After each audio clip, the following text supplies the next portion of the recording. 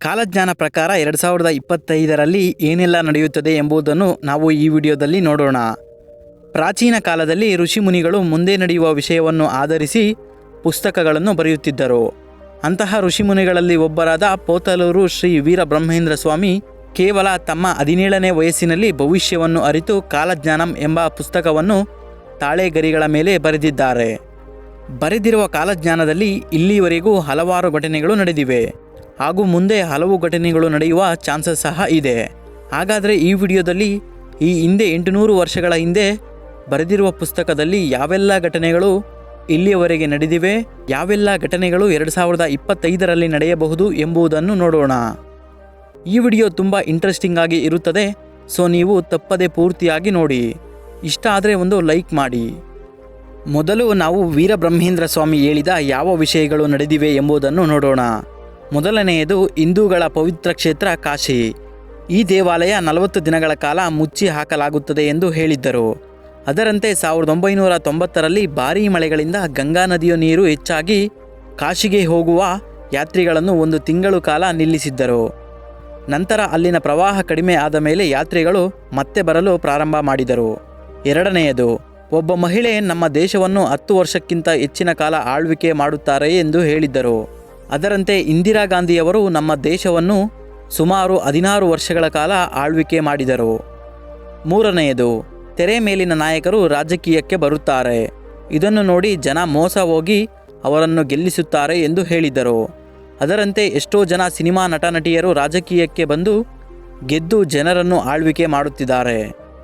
ಉದಾಹರಣೆಗೆ ರಜನಿಕಾಂತ್, ಜಯಲಲಿತಾ, ಪವನ್ ಕಲ್ಯಾಣ್, ಸುಮಲತಾ, ಇನ್ನೂ ಹಲವಾರು ಜನ ಇದ್ದಾರೆ. ನಾಲ್ಕನೆಯದು, ರಾಜರ ಆಳ್ವಿಕೆ ಮುಗಿದು ಪ್ರಜಾಪ್ರಭುತ್ವ ಹುಟ್ಟುತ್ತದೆ. ಅದರಂತೆ ರಾಜರ ಆಳ್ವಿಕೆ ಈಗ ಸಂಪೂರ್ಣವಾಗಿ ಕಾಣೆಯಾಗಿದೆ ಹಾಗೂ ಈಗ ಪ್ರಜಾಪ್ರಭುತ್ವ ಚಾಲ್ತಿಯಲ್ಲಿದೆ. ಐದನೆಯದು, ಬ್ರಾಹ್ಮಣರ ಅಗ್ರಹಾರಗಳು ನಶಿಸಿ ಹೋಗುತ್ತವೆ ಎಂದು ಬರೆದಿದ್ದರು.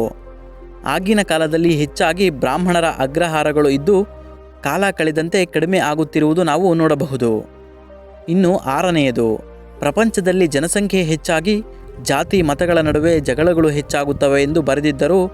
ನಾವು ಈಗ ನೋಡಬಹುದು ದೇಶದೆಲ್ಲೆಡೆ ಹೆಚ್ಚು ಹೆಚ್ಚು ಹಿಂದೂ ಮುಸ್ಲಿಂ ಮೇಲು ಕೀಳು ಎಂಬ ವಿಷಯಕ್ಕೆ ಅನೇಕ ಗಲಾಟೆಗಳು ನಡೆಯುತ್ತಿವೆ.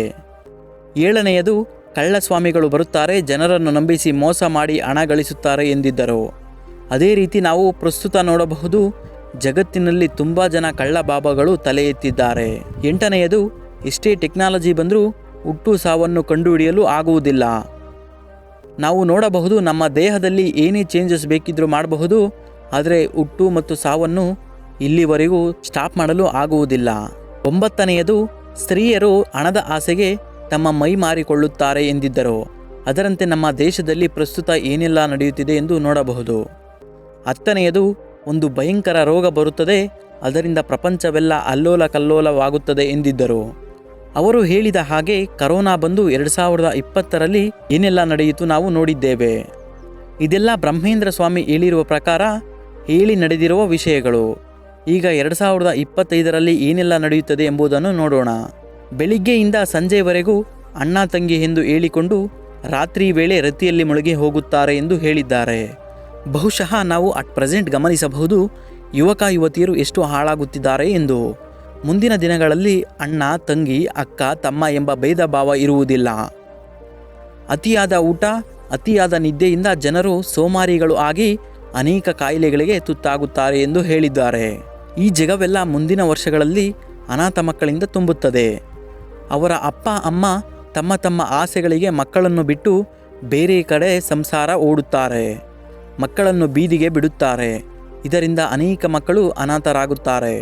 ಚಿಕ್ಕ ಮಕ್ಕಳಿಗೆ ಎದೆ ಹಾಲು ಕುಡಿಸದೆ ಬಾಟಲಿನ ಹಾಲು ಕುಡಿಸುತ್ತಾರೆ. ಇದರಿಂದ ಚಿಕ್ಕ ಮಕ್ಕಳಿಗೆ ಅನೇಕ ರೀತಿಯ ಕಾಯಿಲೆಗಳು ಬರುವ ಸಾಧ್ಯತೆ ಹೆಚ್ಚಿದೆ ಎಂದಿದ್ದಾರೆ. ಕಾಡಿನ ಪ್ರಾಣಿಗಳು ನಾಡಿಗೆ ನುಗ್ಗಿ ಅನೇಕ ಜನರ ರಕ್ತ ಕುಡಿಯುತ್ತವೆ. ಮುಂಬರುವ ದಿನಗಳಲ್ಲಿ ಗಂಡು ಮಕ್ಕಳ ಸಂಖ್ಯೆ ತುಂಬ ಕಡಿಮೆಯಾಗಿ ಹೆಣ್ಣು ಮಕ್ಕಳು ಹೆಚ್ಚಾಗುತ್ತಾರೆ ಎಂದಿದ್ದಾರೆ. ಹೆಣ್ಣು ಮಕ್ಕಳು ಧರಿಸುವ ಬಟ್ಟೆಗಳ ಪ್ರಮಾಣ ಕಡಿಮೆ ಆಗುತ್ತದೆ. ಇದರಿಂದ ಮಾನ ಮರ್ಯಾದೆ ಎಲ್ಲ ಬಿಟ್ಟು ಓಡಾಡುತ್ತಾರೆ ಎಂದಿದ್ದಾರೆ. ಇದೇ ಭಾಗ ಕಾಣಿಸುವ ಹಾಗೆ ಬಟ್ಟೆ ಧರಿಸುವುದು, ಇದರಿಂದ ಅನೇಕ ಅತ್ಯಾಚಾರಗಳು ನಡೆಯುತ್ತವೆ ಎಂದಿದ್ದಾರೆ. ಗಂಡನಿಗೆ ಹೆಂಡತಿ ಇದ್ದರೂ ಬೇರೆ ಹೆಣ್ಣಿನ ಮೇಲೆ ವ್ಯಾಮೋಹ ಹೆಚ್ಚಾಗುತ್ತದೆ. ಹೆಂಡತಿಗೆ ಗಂಡ ಇದ್ದರೂ ಬೇರೆ ಗಂಡಿನ ಮೇಲೆ ಮೋಹ ಹೆಚ್ಚಾಗುತ್ತದೆ. ನಾವು ಎಷ್ಟೇ ಓದಿದರೂ ಅದಕ್ಕೆ ತಕ್ಕಂತೆ ಕೆಲಸ ಸಿಗುವುದಿಲ್ಲ, ಅದರಿಂದ ಪರದಾಟ ಮಾಡುತ್ತಾರೆ ಎಂದಿದ್ದಾರೆ. ನಾವು ಈಗಾಗಲೇ ನೋಡಬಹುದು, ಅನೇಕ ವಿದ್ಯಾರ್ಥಿಗಳು ತುಂಬ ಓದಿದ್ದರೂ ಅವರಿಗೆ ಕೆಲಸ ಸಿಗದೆ ಅನೇಕ ಕಡೆ ಆತ್ಮಹತ್ಯೆ ಸಹ ಮಾಡಿಕೊಳ್ಳುತ್ತಿದ್ದಾರೆ. ತಂದೆ ತಾಯಿಗಳಿಗೆ ಗೌರವ ಕೊಡದೆ ಮಕ್ಕಳು ದೊಡ್ಡವರಾಗಿ ವರ್ತನೆ ಮಾಡುತ್ತಾರೆ. ಕಲಿಯುಗದಲ್ಲಿ ಇವೆಲ್ಲ ಕಾಮನ್ ಆಗಿ ನೋಡಬಹುದು. ಈ ರೀತಿಯ ಸುಮಾರು ವಿಷಯಗಳು 2025ರಲ್ಲಿ ನಡೆಯುತ್ತವೆ ಎಂದು ತಮ್ಮ ಕಾಲಜ್ಞಾನಂ ಎಂಬ ಗ್ರಂಥದಲ್ಲಿ ಬರೆದಿದ್ದಾರೆ. ಈ ವಿಡಿಯೋ ಇಷ್ಟ ಆಗಿದ್ರೆ ಒಂದು ಲೈಕ್ ಮಾಡಿ. ಇದೇ ಥರ ಮತ್ತಷ್ಟು ವಿಡಿಯೋಗಳಿಗೆ ನಮ್ಮ ಚಾನಲ್ನ ಸಬ್ಸ್ಕ್ರೈಬ್ ಮಾಡಿ.